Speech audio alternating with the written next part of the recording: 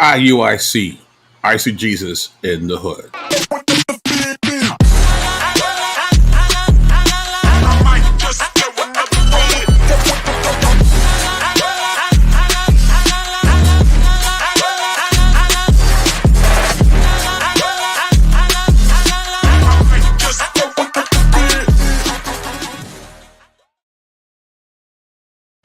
Yeah, what's going on, party people? The place to be. I go by the name of the BK apologist, transmitting all the way live. New York is the city. Brooklyn is the borough. What's good? What's popping? Hope everybody's having a good Lord's Day. I pray that everybody had a great church service. You was edified. You had great fellowship, and you're ready to rock out for the work week ahead. So, as always, if you have not yet already, please like, share, and subscribe to the channel. Getting close to the 5,000 mark. Greatly appreciate it if you guys could spread the word about your boy. Tell a friend and tell a friend that's him again. And if you like how it goes down with BK, you can show your appreciation by showing your support via the PayPal link that's tagged on top of the chat. Or if you'd like to be a monthly supporter of BK, you can become a Patreon where you get an assortment of goodies to enhance your personal Bible study. So, of course, we gotta say what's up to the king of all mods, Nate D2 is in the building. We got Bodega Lady Michelle Turner on the check-in. What's up? What's up? So yeah, man. So we're gonna keep doing what we're doing. Yep, exactly right. Like, share, and subscribe. Absolutely. Please share this link. And yeah, we're gonna get into it. We're gonna look at some I guess what they call it, a reel from IUIC, and I'm gonna share some thoughts about this particular presentation of theirs. Right. So that being said, let's get into it. Check it out, yo. We in Queensbridge, one of the largest housing complexes in the U.S. Yo, I know what they thinking. Names like Nas, Mobb Deep, Ron Artest. But we gonna go into the history of how the project is used as a tool to destroy blacks and Hispanics. The projects was originally designed as a safe haven for white people. But during the 1960s, an experiment was conducted, and that's when everything changed. John Bumpus Calhoun conducted experiments where he placed rats in a limited space. This is what happens when you place thousands of people right on top of each other. Rape, robbery, murder, etc. This happens twice as much in the projects than it does in any other community. The whole concept of the projects, of stacking our people on top of each other for their destruction, is actually scriptural. Isaiah 5 verse 8, woe unto them that buildeth house on house. Yeah. So, a few things about that, right? So he's talking about New York public housing, right? Which I am was a resident. I was born and raised what we call the projects, right?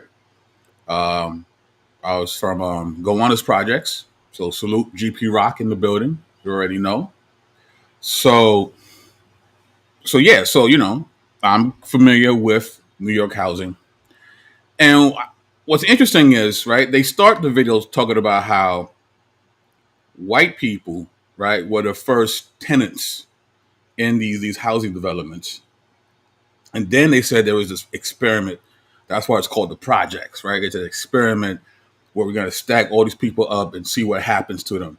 Well, if that is true, then the first people they experimented on was white people. If we're going to go by what they're saying, right? So they experiment first on white folk first. So that's completely wrong, right? But more interesting, though, than that is they justify that, the Bible foretold the stacking up of people in different buildings to cause their destruction, that somehow that's foretold in Scripture, right? And this is the verse that they use. Isaiah 5, 8 to 17. Woe to those who add house to house and join field to field until there is no more room and you are alone left in the land. That's what they shared, right? I heard the Lord of the army say, indeed, many houses will become desolate. This is the part they don't share. Grand and lovely ones without inhabitants. For a 10-acre vineyard will yield only 6 gallons of wine, and 10 bushels of seed will yield only 1 bushel of grain. Now remember, they're talking about how this was to foretell the hood, the projects, right?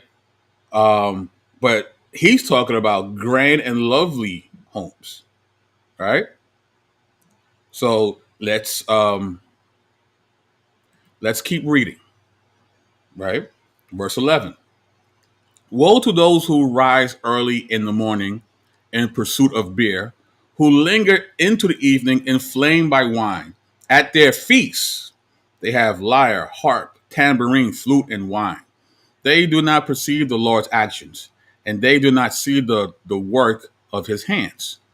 Therefore, my people will go into exile because they lack knowledge. Her dignitaries are starving, and her masses are parched with thirst. Therefore, Sheol enlarges its throat and opens wide its enormous jaws, and down goes Zion's who?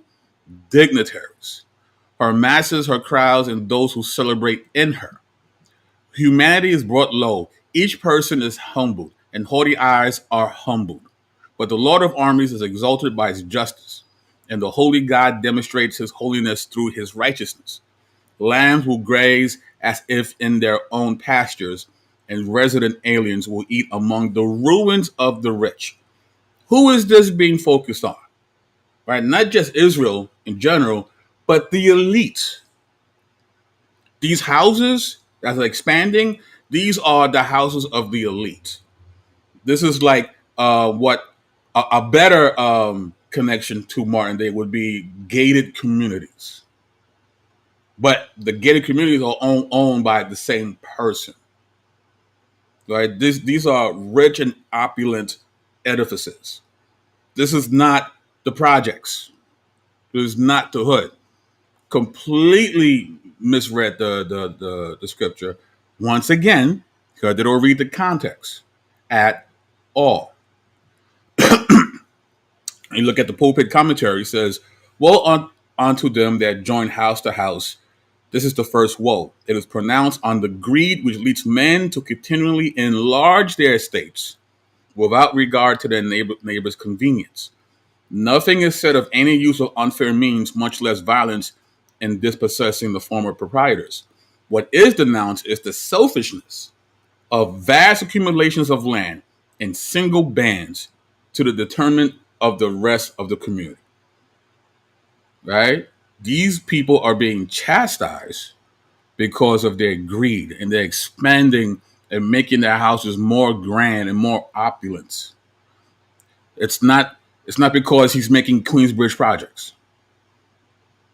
It's not because they're making the hood. It's the opposite of that. The opposite of that. Michelle's funny. Well, this is how they would, the projects is Sheol and the dignitaries are Blacks and Hispanics. That's, I guess, how they would flip it. Right? That's how they would flip it. But no.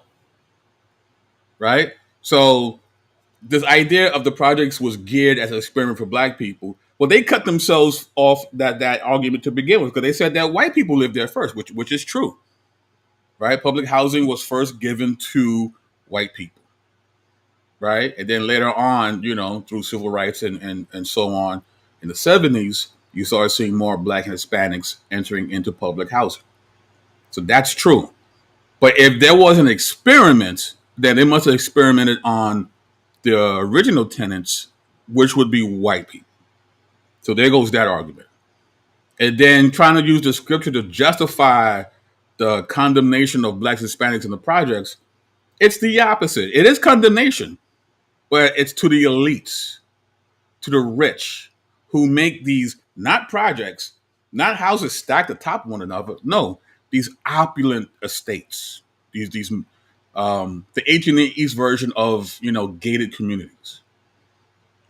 And because they don't trust God or believe in God, that they will lose these places, right? And that says here, their own pastures and resident aliens who eat among the ruins of the rich. This is what's coming to them, to the elite, to the rich, to the well-to-do, right? It has nothing to do with public housing at all, at all. So once again, horrible argumentation, and even worse, eisegesis. So it is what it is, guys. So just want to share that with you. Please share this video where you can, and I'll catch you in a little bit, and I'm out, y'all. So, peace.